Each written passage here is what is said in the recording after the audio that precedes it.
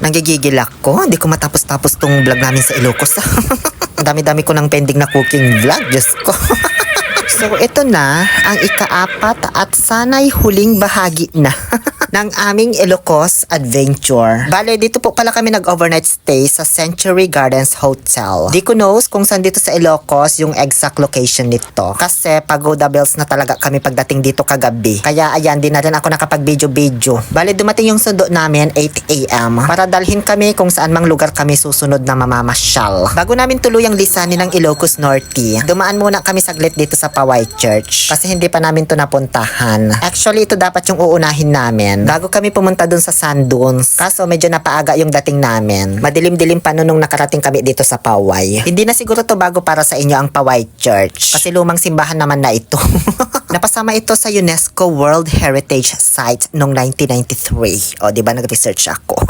Hindi ko mawari yung eksaktong taon kung kailan ito itinayo kasi ang daming taon na nakalagay iba-iba. Kaya hanggang ngayon pinagdedebatihan pa kung ito ba ang pinakamatandang simbahan sa buong Pilipinas. Kaya ngayon, ang masasabi ko lang ay isa ito sa mga pinakamatandang simbahan dito sa Pilipinas. Yun lang naman ang masishare ko sa inyo. Di na kami pumasok kasi nahihiya si Paloma dun sa suot niya. Sabi ko, wag kang mahiya. Kasi sabi nga ni Pope John Paul, diba? If a gay searches for the Lord and has a good will, who am I to judge? May mga photographer din pala dito at mga nagdo-drone shots. Kung gusto nyong mag-avail, di ko lang tinanong kung magkano. Wala man akong balak, wala na akong budget eh. Pagkatapos namin sa Paway Church, may dinaanan kaming bilihan ng bawang at onion na pampasalubong. Sobrang dami, o Diyos ko. Nagtaka tuloy ako kung nasa Ilocos pa ba kami or nasa Bawang La Union na. Dami kasing bawang tsaka onion. Di naman ako bumili, 200 kasi 1 kilo na mamahalan ako. Ang binili ko na lang ay itong suka nila. 3 klase na yan for 100 pesos. Meron ka ng pinakurat, pinakatat at ano ba yun? Ikaw na nga magbanggit kuya anong mga pangalan yan, di ko mabigkas. Tapos isang pangluto. Tapos pinakurat. Ay, sir. Anong tawag dito sa dalawa? Pinakurat din. Pinakurat, sinama, suka na may halos siyang labuyong sili, sir. Ayun, narinig nyo? Alam nyo na? Meron din pala silang panindang chicharon kalabaw pero di kami bumili. Nanghingi lang kami dito sa mga bumiling kasama naming mga joiner. Masarap siya. Thank you so much po sa pagbibigay. Ngayon, andito na kami sa may signage ng Ilocos Norte.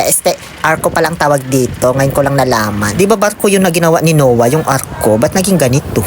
Bali, ito na po yung boundary ng Ilocos Norte at Ilocos Sorsogon. Nagpicturan lang naman kami dyan for remember me this way. Ganon. At siya po pala yung driver namin, si Kuya Maui Taylor. Maraming salamat po sa pag-drive sa amin. Lang safe and sound. Paalam na muna, Ilocos Norte. And now, here we are in vegan Ilocos Sorsogon. Bago kami magpunta doon sa Calle Crisologo, dumaan muna kami dito sa bilihan ng bagnet at longganisa. 290 yung bagnet nila, longganisa 150. Bumili ako tig-isa lang kasi alam ko may mga makikita pa kaming mas mura dito.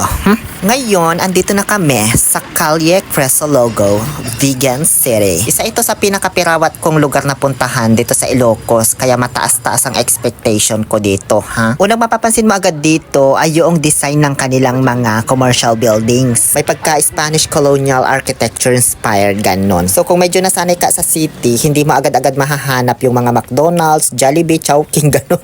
Maganda kung sa maganda kasi may pagka-unique yung place. Pero may mga ibang part dito na parang hindi mo mafe-feel yung pagka-ancestral ambience niya, ganon. Kasi di ba dapat mafe-feel mo yung parang nasa isang sinaunang lugar ka, historical place. Ang dami na kasing mga nakapark na mga modernong sasakyan, motor, kotse, ganon sa tabi-tabi. Pati mga kabli ng kuryente, ganon. So parang na-overpower yung pagiging sinaunang lugar ba niya, ganon. Pero may mga street pa rin naman dito na mafe-feel mo pa rin yung pagkasinaunang panahon. Tapos maganda mag-picture taking talaga. Sinubukan naming sumakay dito sa Calesa para mas ma-feel namin na nasa sinaunang panahon kami. 200 ang bayad sa isang Calesa sa loob ng isang oras. Paghahatian nyo kung ilan kayong sumakay. So tig 100 kami ni Paloma Vlog dyan. Isa talaga sa mga rason kung ba't kami nagkalesa ay dahil sa hindi namin alam yung mga pupuntahan namin dito. Sabi nila may madadaanan daw museum dito, pottery, ganyan. Tapos mga bilihan ng pasalubong. So una, hininto nila kami dito sa may bilihan na naman ng bagnet at longganisa. Mas mura dito 140 yung longganisa kaya bumili na naman ako. Pagkatapos namin dito sa bilihan ng pasalubong, alam nyo hindi na nila kami binaba sa iba pang mga pasyalan. Literal na idinaan lang talaga kami pero di kami hininto. Like doon sa museum tsaka pottery. Hindi man namin alam kung saan paparahin. Sabi naman nung kapatid ko kasi nakabukod sila ng kalesa. Sinabi naman daw na doon yung pottery, doon yung museum, ganun. Pero kung kailan nakalampas na.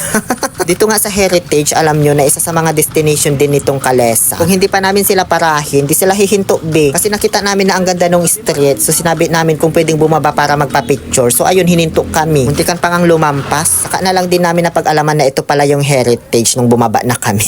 Hindi ko alam kung kami yung mali dito ha, na di kami pumara sa mga gusto naming babaan. Kasi doon naman sa bilihan ng pasalubong kusa nila kaming binaba kahit di naman kami pumapara. Kaya expected din namin kusa nila kaming ibababa sa iba pang mga tourist spot dito. Kaso hindi naman, paano na lang kung nonchalant yung pasahero, diba?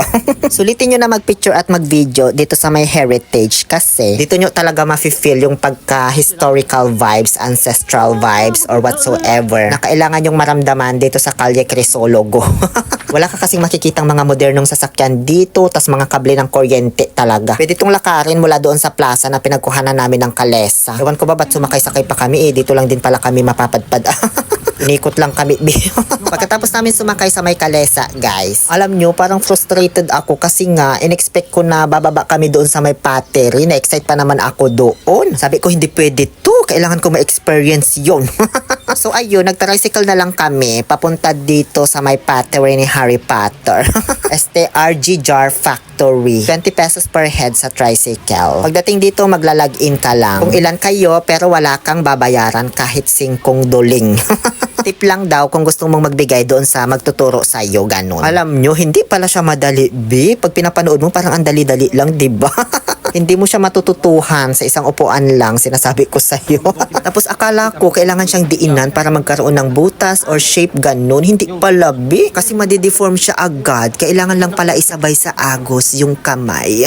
Doon sa pag-ikot nung clay at manibela. Yun lang, yun yung natutuhan ko sa ilang minuto kong pag-practice dito ba. Isang mahalagang aral na natutuhan ko at dadalhin ko hanggang sa aking pagtanda. Maraming salamat po sir sa pagturo sa akin kahit na ang hirap-hirap kong matuto.